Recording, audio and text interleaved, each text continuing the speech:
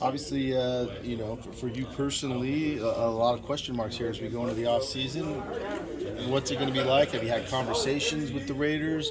Are you waiting for free agency? Where are you at right now?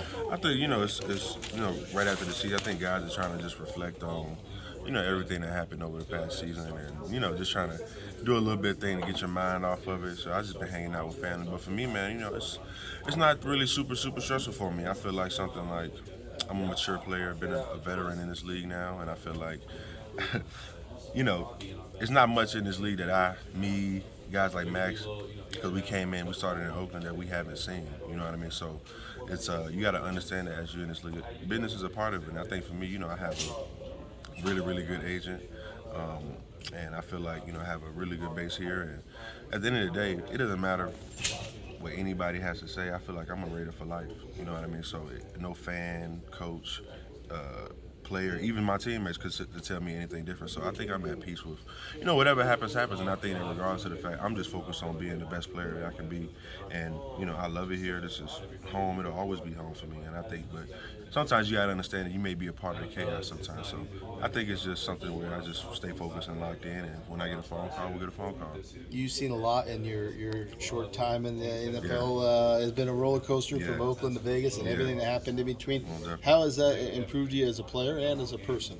I think definitely on the player side, it's made my mental toughness a lot stronger because when you deal with so many different things in an organization, whether it's been on the field, off the field, in the front office with coaching staff changing, many people coming and going. It's like you have to learn to really focus on what you can control, and I think being able to do that, still go out there and you may not notice, you may have something dealing in the background behind the scenes, but if you can still go out there and play well, I think that's something that I've definitely learned. Just be mentally tough, and I think as a young man, I've grown a lot. Being a group of guys, 20-year-olds, a lot of them are millionaires now, living in a city like Las Vegas for the first time ever.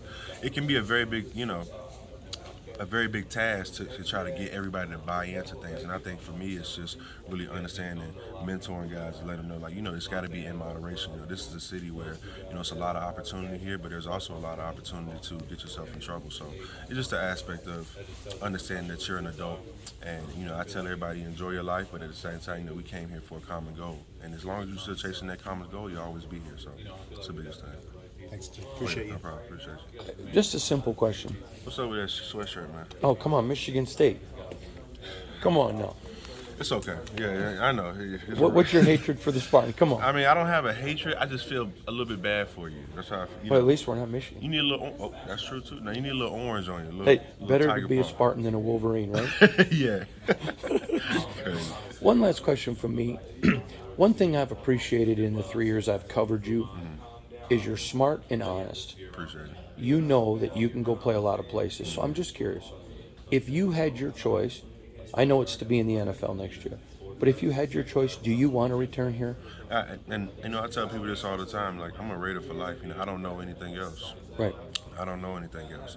But at the same time, I am an adult, and I have matured into understanding that a lot of things don't go out the way you envision them to. And I say that not to say that I don't want to be here, but I love it here, and it's a place that'll always be a part of home. But you have to be mature about things and understand that sometimes business is business, right. And regardless of wherever I'm at next year, I always will. And you came here a kid, but you're a man now. Yeah. You've got family that aren't here. Yeah. I mean, those are all things that go into it. Oh yeah, very very true.